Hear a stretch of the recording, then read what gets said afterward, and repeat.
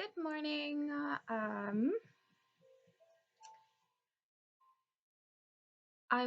You get the first of me this morning. I wanted to get on here and I haven't done anything. I haven't woken up or anything, brushed my teeth. I made coffee and took like one sip. I drank water before I had that. That's all I've done.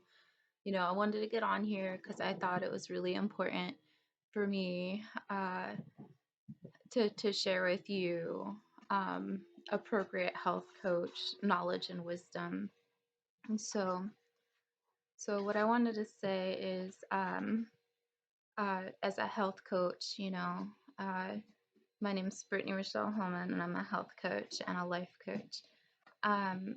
But one thing that we're taught is health coaches and life coaches is that your health greatly impacts every single area of your life. And there's an ironic twist about life where sometimes your life can affect your health. It's kind of like perpetual interchanging and that feeding, but at the base, truly, your health is a great tool for really truly having results in the layers of other areas of your life, like relationships, career, hobbies, anything that you care about on a personal, on a personal level as a human being. Like if you care about it, your health is definitely the bottom, the base layer of impact in regards to those levels of your health or of your life health. So if you want to have a healthy life as a life coach, they teach us that you target your health first, and uh, it'll go up. It'll affect all the other levels of life. But so also like begats like. So the more you do good things, the more you desire to do good things, and then they'll start to kind of like cultivate one another. So it's like you keep doing one good thing, and then the next thing you know, you naturally want to do more good things, and so perhaps if something in your life isn't right for you, like you find yourself in a toxic situation, and it actually targets your health, and you're like choosing, you're like, do I work a job where I'm not allowed to have a lunch and I work 8 hours straight and I might get in trouble if I have a lunch, you know well, that's going to impact your health because it's mentally going to affect you towards eating, and it's also going to put you in an awkward position if you have to starve and work at the same time, and so then you're going to be put in an awkward situation. Maybe you should get a different job, or maybe your boss should have a reality check that people deserve to eat while they're at work, or that they shouldn't be shamed for eating while they're at work, because that might be awkward, but anyways, so that would be one example of how a different area of life, if it directly correlates with your health, like if someone's toxic or abusive or abuses you with food, ironically, probably meaning to, but that's somewhat abusive to be mean to somebody if they eat, even if it's their lunch break or they're off work or they're on work, and you just like there's like some kind of horror bad story around food. It's not okay, it's not healthy, but so that's just one example of how some other area of your life, a toxic experience, uh, your boss, or for example, like your boss hating people eating at work, or chastising you for having a desire to eat inside or outside of work, or abusing food somehow with you, whether they mean to or not, or they're just, super toxic and they won't let you eat. Obviously, that's going to affect your health physically and tangibly and directly. And then it's going to affect you outside your work because it's directly going to connect to you. But but anyways, so that's one way that can an outer layer outside your health can reconnect into your health, you know. So anyways, so also So so I thought that was worth mentioning about how other layers could be toxic towards your health if they target your health and they're not okay with your health somehow or another, you know? But on the opposite end, when you do healthy things, like drink water, like wake up with the rhythm of nature, like what rise when the sun rises and sleep when the sun goes down, you know, uh before 11 p.m., go to sleep. That's the cutoff mark for ultimate health, and then like rising early, those will improve and enhance your health. It'll make you feel better because it's matching the rhythm of nature. It matches your natural biorhythm. And in turn, you're gonna have a heightened sense of wellness and you're actually gonna care more. More about yourself because you're doing good for yourself, and then that like begats like, you know. So you drink water first thing in the morning before you eat. It'll cleanse out your system. It'll start your metabolism. It'll prepare you for eating. If you choose to eat breakfast, it's recommended. And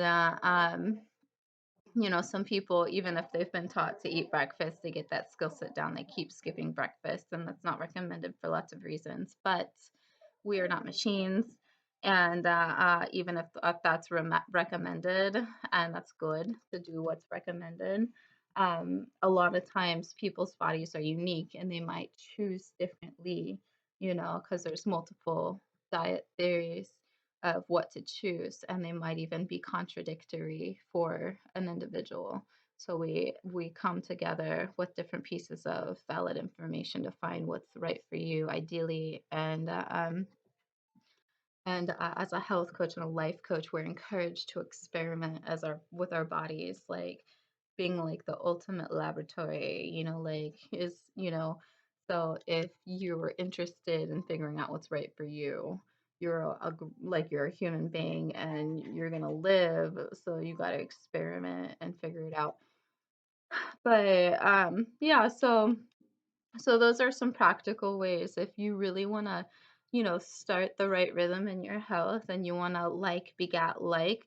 So a toxic situation will be a begat toxicity, and then you'll normalize it. Like your brain will be like, as a human being and like the way humans are, and people there's so much in that, But so if you're having a bad life issue and it's impacting your health, then you might start to eat sugar to make up for it, and then you might say, oh, sugar makes me happy because you're coping negatively with something, negative, in my opinion. That's how I feel about it. you know um you're coping negative with something negative. So perhaps you start overeating sugar to make up for what feels like an abuse trap or negativity. But if you turn things around and you have the knowledge base, meaning you have the fundamentals, and sometimes you can't get all the fundamentals in one step. So you're going to have to go bit by bit, piece by piece, be patient enough, father with hope, and trust, and just do it one piece at a time, So and sometimes you feel your body with your experimentation and you ask yourself, how do I feel?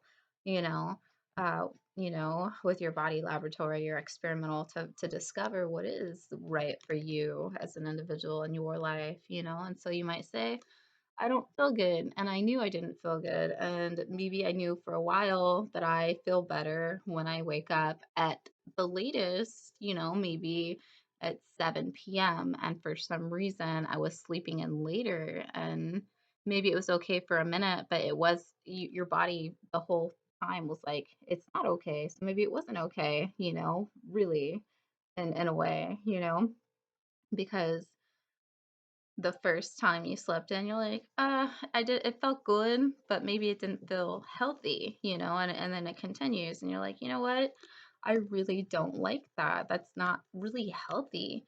But, so if you want to kickstart back onto good habits, if you start to fall off, um, uh, there's so many ways that you could do that.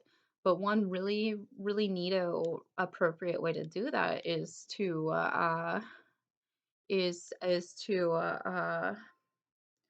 match the rhythm of nature, and when the sun rises, you rise, and when the sun sets, you set. So go to bed before 11 p.m. Like that's the mark off for ultimate health. If you go to bed after that, you can make it work because you're a human being and life is life and there's things outside our control and everyone's unique. But ultimately, science is like, you know, um, it's scientifically proven if we're just gonna go with like the figures and the training and different knowledge bases. It's like go to bed before 11, wake up. Like for me, it's 7, but what does your internal clock say? If and uh, you know, naturally like really trust yourself and ask yourself and be real and sincere with yourself. What does it feel like? What does your body think? But it's it's said, you know, it's said that like morning routine is really important, so I'm just gonna throw in like one or two more, why not? Morning routine is really important. So do something that makes you proud or happy or something. So it made me proud to do some work today and put out some health coach, life coach, knowledge, wisdom, because I find it's really very, it's a form of success. I believe the better we all are, the better the world is. Like begats like, the healthier and more successful we are, the more appreciative we are of life, the better off, the more, the better off we all are, the more knowledgeable we are. If we have knowledge, then we can implement it. If we don't have knowledge, then we don't know what to do. And sometimes we feel so left out with all the burdens and the things that become to build up and create whatever it creates, that we don't feel like we are ever going to find our way out. Perhaps I've noticed as individuals in life and just things, I don't know, I have seen things, and so so I thought, hey, just like gather tidbits here and there. So the rhythm of the sun, waking up and falling asleep with nature, the rhythm of nature, drinking water first thing in the morning, before you eat, before you drink your coffee, if you're into that kind of thing. We can go down the roads of habits around that if you're open to it. Um, those are a couple ways. Uh, some people do morning workouts. Um, uh, some people listen to music and dance. Some people plan their day. Um, uh, there's something I wanted to say, but I'm not really remembering at this moment. Um, Yeah, something I think is oftentimes people's imaginations. I've been taught this forever ago, and it really didn't have any place, and just it seems to match sometimes. It's like uh, in psychology, there's a thing called like the human distortion. It's like every single person has them, you know, in like leveling degrees, but like they all have them. So people have like this crazy distortion that like life is just gonna be like thrown into this other realm, like of like rainbows and unicorns, and like we're just like superhuman. Like there's this other human out there, just by the way, if you didn't know. So like that's a joke, right? That's the joke about it, the image, the example.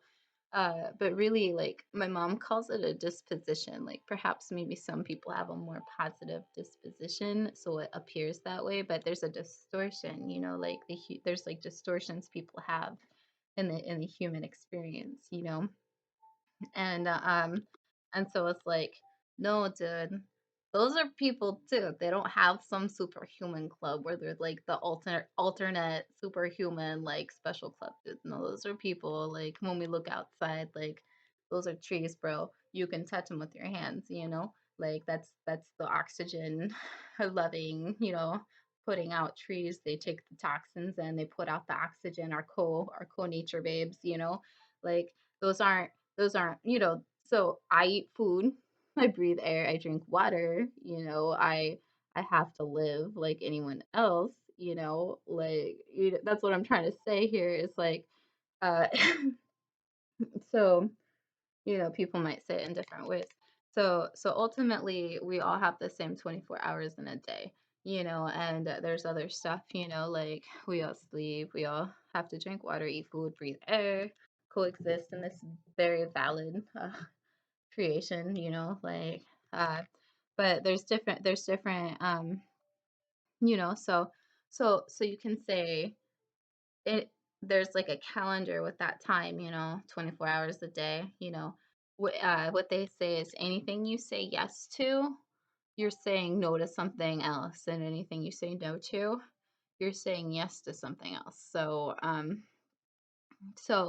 so what that means is like, you have to honor your yes and honor your no and honor your calendar. So how is your time being spent? Is it being effective? What is the way you spend your time say about yourself, Um yeah, and are you honoring yourself when you say yes to something or no to something, Uh uh, you know, are you honoring God? When you honor yourself, you honor God. When you honor your health and your temple and other things and your practical and your tangible, you're honoring God in those ways. And life a lot of times is there's a theory about effectiveness. Like 20% is the uh is the effectiveness. 20% is what they call the needle mover. And that needle mover, is relatable to how effective your time or actions or behaviors or choices are, like 80% really doesn't move the needle, which creates the results and the true juicy fruits of what you're looking for, but 20% does. And maybe that's where the disillusionment comes in, is people don't realize that they could be wise about the way they do their lives, and sorry, I'm looking back at the wrong people. I'm thinking about how these people think that are very probably unlikely to be like a lot of other people. I don't know. but but yeah, so 20%, so you can be effective and just you be the most effective. What is the most important 20% that you really need to do?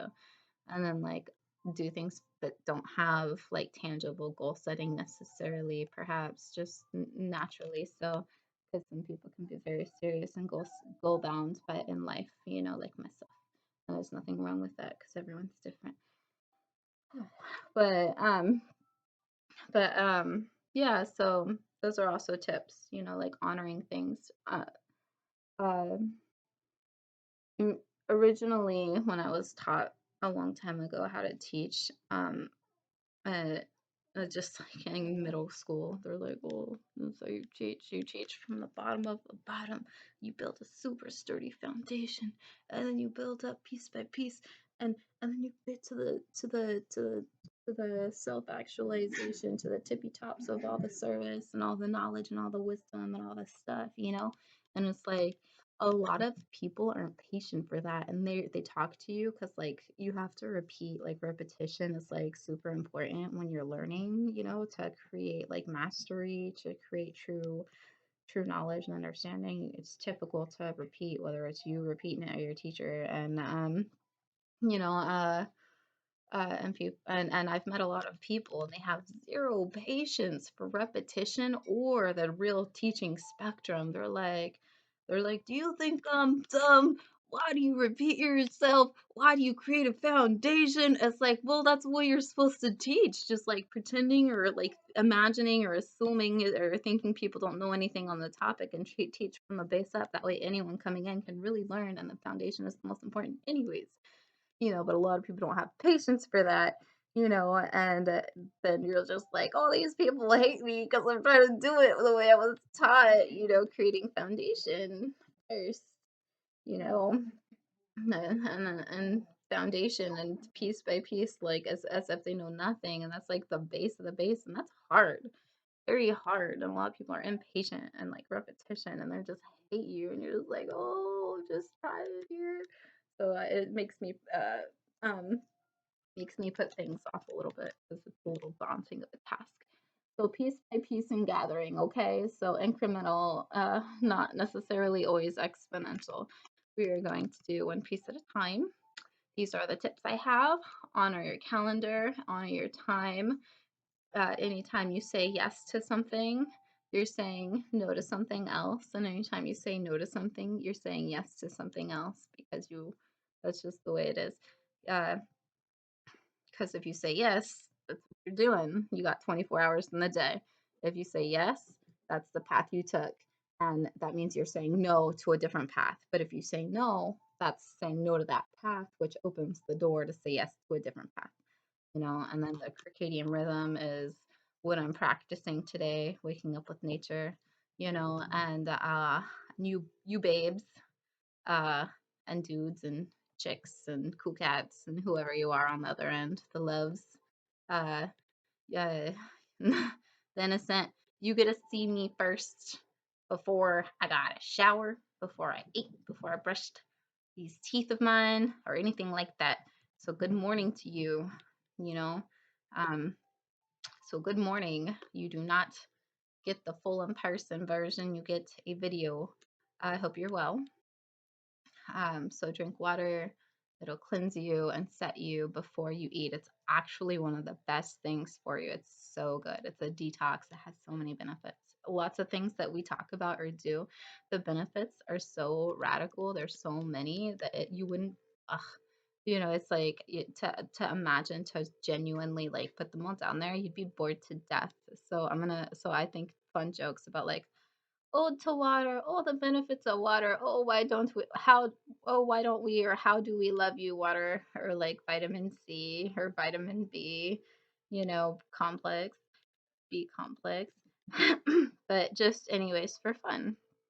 But there's lots of stuff, and when you have the knowledge base and the foundation, then you can really just have so much empowerment. Like knowledge is power, and people tend to take it lightly, or perhaps they have a complex, and so they hate knowledge because somehow it like reflects to them that they think they're not knowledgeable. But it's like, no, someone was just mean to you. Probably you're probably super knowledgeable. It sucks that you have to feel that way.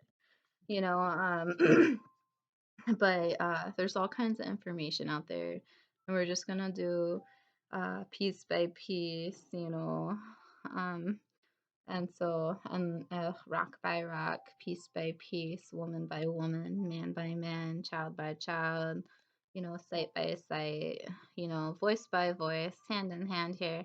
And we're going to create a foundation for your health. And when you get that rock solid foundation and you have the wisdom, so you can implement it, uh, the foundation, that we're creating, the uh, the knowledge base and the wisdom and the foundation around like nutrition and like health concepts and like really really divine interventions through health, then you can really offset. You can start to. Why am I doing that? Anyways, I super love Jesus. I'm like kind of a Christian scientist, and I'm like a super over the top radical Jesus freak. I am 100% sober. I don't do anything but maybe coffee or sugar, and that's like the only thing I do. Otherwise, I am just like 100% straight edge. I don't have any use of anything, But anyway, so yeah, so I lean towards like Christian Scientist, and I also like alternative methods, and I figure like lifestyle choice is far better. For creating the ultimate success in your life and the ultimate health and stuff, and stuff. And I do have background in psychology, formal and informal. I have education, formal and informal. I'm 31 years old. Since I was young, I was introduced to crazy, outlandish, like alternative approaches to living life and stuff. And I probably did things other people didn't do. I had the honor and the blessing to be exposed to natives early in my life, like Native Americans and stuff. And like they play like have their fires and stuff and burn sage and like dance around fires and tell stories and play their guitar and just like do like rituals or different things or just do things like natural cultural things. And I've had a lot of different exposures throughout my life, and I've been exposed to things a lot of people have not even once in their adult lives, and they probably think, oh, that's crazy. I'm like, yeah, I was raised on that. I used to fall asleep listening to that. Like I've been exposed to lots of concepts, and I've been exposed to cultures, and I've been exposed. I'm just kidding, and That's something that's what I wanted to say earlier. Nature's an awesome detox. Like go out in nature to like let it take it, like I mean that's uh that's you just like go out in nature. It's so refreshing. It's so chill. Like sometimes if you're in a building, and for me, if I'm in a building and I see like a leaf, I'm like, that's a reminder of like how beautiful nature is and how welcoming it is. There's lots of coping theories. We were taught, I didn't give the whole foundation like I already spoke earlier and told you. Something we're taught is it's not all or nothing. It's not black and white. There's gray.